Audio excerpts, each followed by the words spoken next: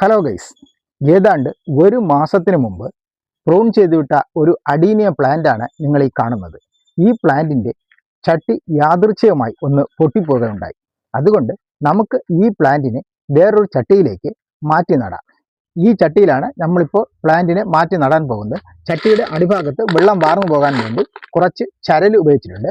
അതുകൂടാതെ പോട്ടി മിക്സായി ചാണകപ്പൊടി, ചകിരിച്ചോറ്, എല്ലുപൊടി, വേപ്പും പിണ്ണാക്ക് കൂടാതെ കുറച്ച് മണലും എടുത്തിട്ടുണ്ട്. ഇവയെല്ലാം കൂടി ഒന്ന് മിക്സ് ചെയ്ത് എടുക്കാം.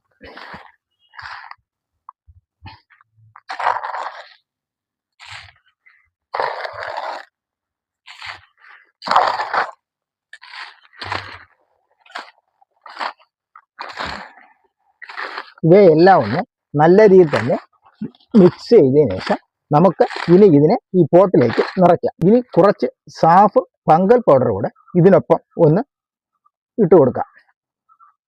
ഇതിനെയും നമുക്ക് ഒന്ന് മിക്സ് ചെയ്യാം. ഇനി നമുക്ക് ഈ പ്ലാന്റിനെ ഇളക്കി ഈ ചട്ടിയിലോട്ട് വച്ചതിന് ശേഷം പോട്ടി മിക്സ് ഇട്ട് കൊടുക്കാം. പ്ലാന്റിന്റെ വശങ്ങളിലുള്ള മണ്ണ് ഒന്നും തന്നെ മാറ്റുന്നില്ല, കാരണം ഇപ്പോൾ പ്രൂൺ ചെയ്ത് വിട്ടതേ ഉള്ളൂ. അതിന് ആ മണ്ണോടെ നമുക്ക് ഇതിലേക്ക് വയ്ക്കാം. ഇനി നമുക്ക് ഇതിന്റെ പോട്ടി മിക്സ് ആദ്യം കുറച്ച് അടിഭാഗത്ത് കുറച്ച് പോട്ടി മിക്സ് ഇട്ട് കൊടുക്കാം. അടിഭാഗത്ത് കുറച്ച് പോട്ടി മിക്സ് ഇട്ട് കൊടുത്തു കഴിഞ്ഞ് ഇതിലേക്ക് നമുക്ക് ഇതിനെ ഇറക്കി വെച്ചതിന് ശേഷം ഇതിന്റെ വശങ്ങളിലും പോട്ടി മിക്സ് നിറച്ച് ഈ പ്ലാന്റിനെ സ്റ്റഡിയായി നിർത്താം.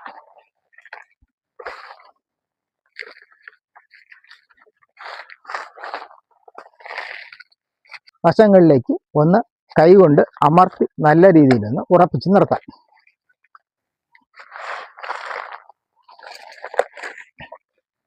ഇനി നമുക്ക് കുറച്ച് സാഫ് കലക്കിയ വെള്ളം കൂടെ അതിൻ്റെ ചുവട്ടിലൊന്ന് ഒഴിച്ചു കൊടുക്കാം. നല്ല രീതിയിൽ സാഫ് ആയി. ഇനി നമുക്ക് ഈ സാഫ് കലക്കിയ വെള്ളം കൂടെ ഇതിൻ്റെ ചുവട്ടിൽ ഒന്ന് ഒഴിച്ചു കൊടുക്കാം.